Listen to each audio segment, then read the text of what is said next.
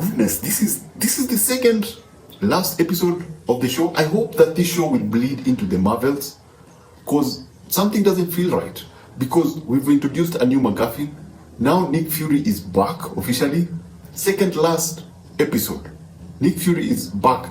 Unless the next episode is going to be an hour long, unless the next episode is going to bleed into the Marvels, something doesn't feel right, you know? So this episode, the aftermath of the previous episodes, people get buried, Talos gets buried. Talos is gone. I can't still believe that.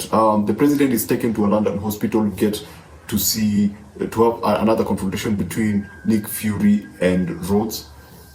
Pretty interesting. I love the interaction. I love the fact that they're starting to actually separate from each other. We already know that one is a Skrull, so it's not a secret. And also Nick Fury knows that.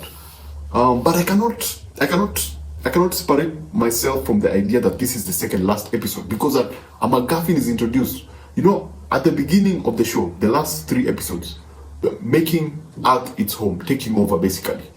But now we learn that he was also going for something else. This episode is called The Harvest.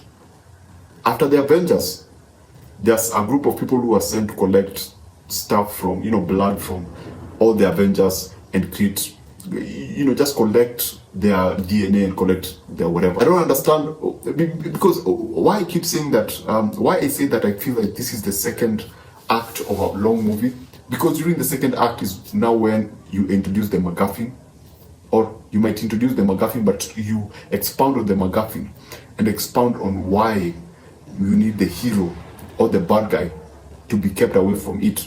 This is where the movie actually starts moving. This is where the movie begins to move in terms of we know what the hero wants. We know.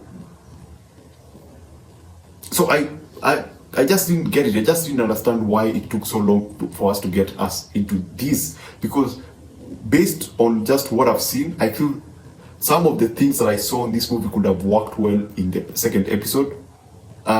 There's a lot of fluff in the last previous episodes, but I believe some of the events that happen in this movie, one of them being Gravik and the people around him trying to rebel, a mutiny. They almost try to kill him, and he ends up killing one of the most important members of the team, because they tried to actually, take over from him. These are things that I would have wanted to see in the second or third episode, because they give us a better understanding of the conflict between Gravik and what everyone else is thinking about his plan. Because it's obvious that everyone is not, there are people who are for and there are people who are against. So it's cool to see that now, but I wish that I would have seen it before, way earlier.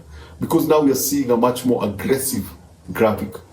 Because at one point he goes like, he tells Rudy to tell the president to actually, attack their base, which is in Russia. So if the United States was to attack a base in Russia, then it would immediately cause a war between the US and Russia. And by just bombing that area, the Skrulls who are living there will be dead. So we see a much darker Gravik in this particular episode. And I keep saying, I wish I would have seen this before. Nick Fury there's a sense of burial in this movie, because Talos gets buried, and then we visit Nick Fury's grave, whereby obviously he's hiding some things, including his patch. Does this mean that he's back? Does it mean that, we'll get more action-packed episode? I mean, what would the confrontation change? Who is Nick Fury going to become? Is he going to take that substance that they are trying to save and become like one of the heroes that had the blood? What would possibly, because there's no way Nick Fury can take on Gravik. Gravik is a much more superior, he's a super Skrull. There's no way Nick Fury can fight him unless they try to do something different. Now, and as I said in my previous episode, we needed to see more of Talos' daughter and Nick Fury's interaction, and we get to see a little bit of that. And I don't know what they're going to do with that, because based on their conversation, there might be something that will be going on in the next episode. So I don't know where they're going to take it. I feel that this episode, it was short. I feel that there's something off. Something doesn't feel right. I feel that it's going to be rushed, the final episode.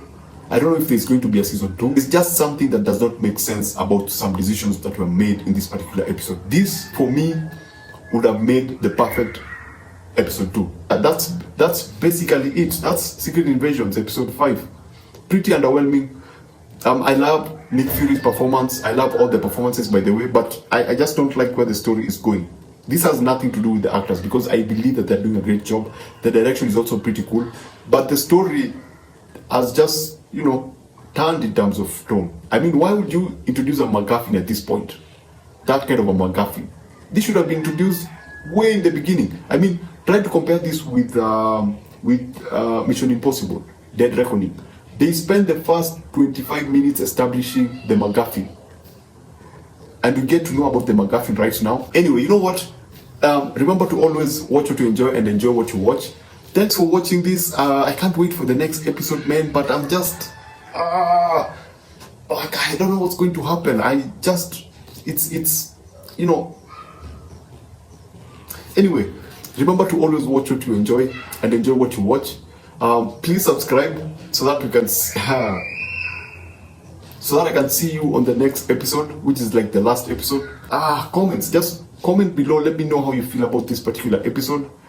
The revelations, are they necessary? What the hell? Anyway, we're waiting for the last episode. I don't know what they're going to do. And I'll probably see you on the next one. So thanks for watching.